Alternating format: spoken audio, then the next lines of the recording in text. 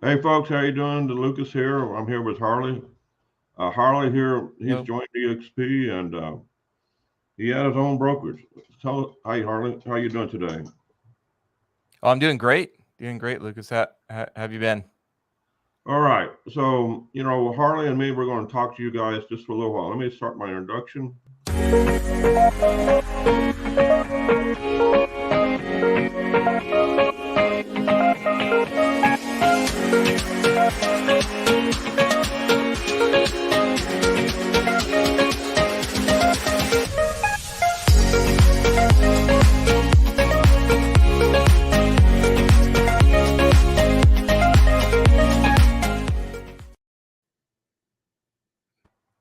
Hey Harley, Very we're nice. talking before we got the camera here. Tell me a little bit about your network thing you did up at that golf course. How do you end up in the golf course? It's pretty funny. I believe that it matters who you surround yourself with, and that works in life and in business and just the relationships that you hold. And it was kind of an interesting journey all the way back just to doing that. I met a really good friend of mine, Jason Williford. He lives down in Miami now, but when I met him in my hometown or home state in Alaska.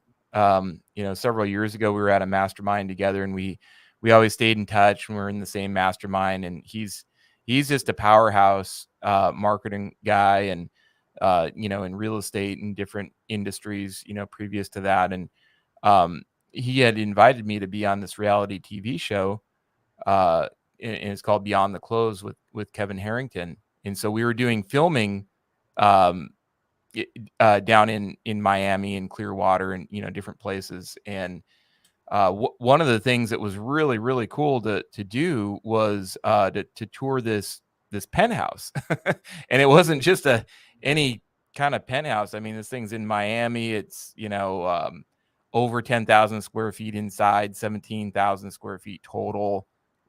Three levels. It's 33 million bucks. I mean, it's just a really really cool property, and it's right next to Grant Cardone's house, actually, on the beach. um, I've never been so high before, to where you can actually. I saw a helicopter. When you see the helicopters come down the beach, Level right? with you? Yeah. Yeah, we were looking down on the helicopter. Never looked down on one before, so it was pretty cool. So we're touring this thing. I mean, it's $1 million commission to sell this, and it's part of the show and all that. It's glitzy. But I mean, I took it serious. I had met a guy about a year prior, and he was a PGA card holding golf guy. I'm not really too adept at Right. golf actually myself, but he was really into golf, and he's uh now golfing this summer up in the Hamptons at a course called the Bridge. And if anybody looks it up, the Bridge in the Hamptons, it's super super exclusive. Probably one of the most exclusive clubs in America. It's $1.5 million buy-in and like 30,000 plus a month to be there. So essentially, billionaires, go there. That's all that there is. A 12-year waiting list just to get into the thing. Very very small membership. But he caddies there, and so they were able to get me out on the course a little bit and show me some things. It was really kind of funny because, you know, I'm learning to golf on like this super high end course, right? But at the same time, we were so yeah, we just all thought it was pretty funny. But just a beautiful, beautiful place. But through that relationship, he golfs with like super super high net worth people all the time, the type of people that might want to, a Right. penthouse in Miami, right? So we're discussing, some of his contacts and whatnot. I was able to um I got another invite to a concert up there, a VIP event, where from the owner of Live Nation too. So that was really really neat. He was a really cool guy. So anyways, that's how that all came around. So it's just really it's who you surround yourself matters. Now I haven't sold the penthouse yet, but I'm coming for it. I think it's right for the right person, and it's an amazing place, and we're gonna have a great party when it's done.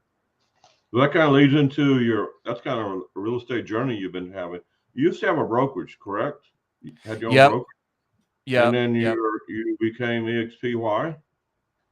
Well, so it was introduced to me kind of in this like I call it in the closet in the closed door session with Al Stasek and Jay Kinder and just a few of the guys. We were all in a different mastermind together, and we had been in one for a long time, and we were doing another one. We were all kind of together for it, but pre mastermind, there was like this, like this special session that we went to in this little tiny room. And that's when Al started talking about EXP, because we'd always talked about, like Jay Kinder's, hey, what if we took all our fires and put them together and make one big fire? I mean, that was a common idea for us all.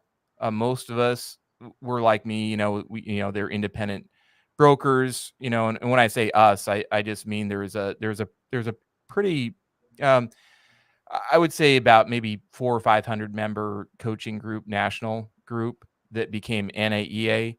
But then out of that group, there was just different levels of membership. At the top level of membership I was in, there was probably, maybe 20 or 30 at a time.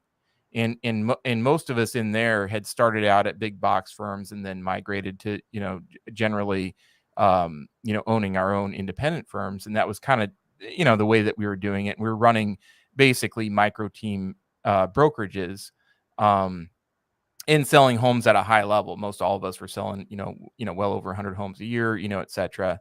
And, that was, that was just all part of our group. Well, we were always looking for a better way to strategize. We did several things that were the same, like subscribe to the same accounting model, for instance, right? So we, tried to compare apples when we got together and like what's working, what's not working. And we got a lot of really great information out of it. We were independent. We didn't quite know how to work together.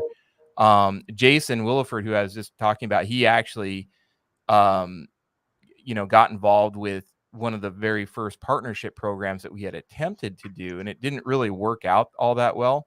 And so we were making attempts to do this, and we just didn't quite know why or how to do it.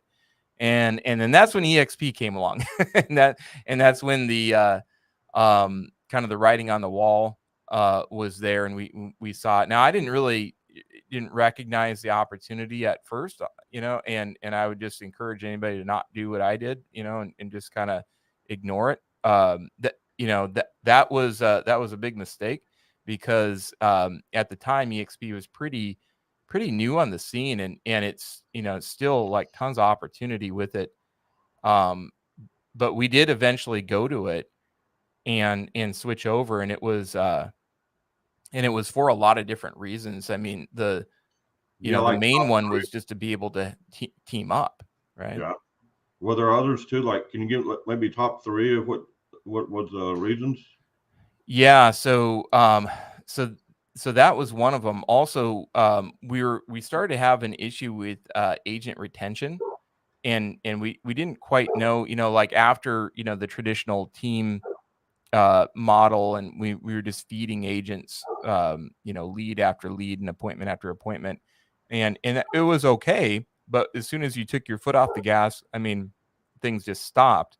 And then, then you have attrition of agents, and, things, just would unravel and fall apart. Well, there was no forward thinking beyond that. It was just that was pretty much it. There was no like exit strategy or other streams of income or ways that one could progress and grow beyond that in the particular organization. So that was a big one too, because EXP, offers that, and they offer a lot of different ways one can make income, and then also things that would keep one around. whether they're on your team directly or just in your rev share group. So that was another big one too. Also, just in what's fairly recent, not just the economic stuff, but you have the camaraderie of everybody. We're now the number one brokerage in America by agent count and transaction side, and I believe I just saw some numbers on it too, Lucas, that like I believe we're coming up for volume too. We were, as of 2021, we were number 4 in the nation for volume, but I believe that was just simply because of the hockey stick growth on agent count, and the volume just hadn't quite caught up yet. The numbers just weren't there. So we'll see what happens through this year, but I think we're going to crush on volume too. So okay, that brings us to another thing. We're growing so fast. Do you feel left behind, or do you feel like you're connected more and there's a lot of coaching available within EXP? Yeah, that's a really good question. The thing is, it boils down to what I had mentioned before. It's just who you surround yourself matters, and who you partner with matters, and getting with the right people and the right team and the right group. That's pretty critical, because it is a big organization, and there's differences in who sponsors you and who you end up being with. I feel like for your ultimate success. Do you have a go-to tool you like most that EXP offers, like Workplace or any other place you use more often than others? Well, I do use their tech. Like I use their website and in their back end stuff, SkySlope and, just all, they're all free to use. This is all stuff that I was, paying a lot of money for. Right. In our group too, we have a really good CRM, that's built out with funnels to get leads, and, it works quite nicely. So, and all the coaching that we now provide for free. I mean, I was paying, I paid $2,000 a month for this same level of coaching that we have, that's access, to everybody that's in our group now, just for free, right? And I paid that for 5+ years. So I mean, this is very, very valuable stuff. Not to mention all the systems and whatnot. So the monthly nut, that one had to put out before, has been drastically cut. So that's a big deal. And just really helps out on the cash flow. So where are you off to next? What's your next big project, or where are you going now? Well, so I did go to shareholders in Orlando. That was a lot of fun. I'm looking forward to going to. We do several events a year as a company, and then there's 2 main company events.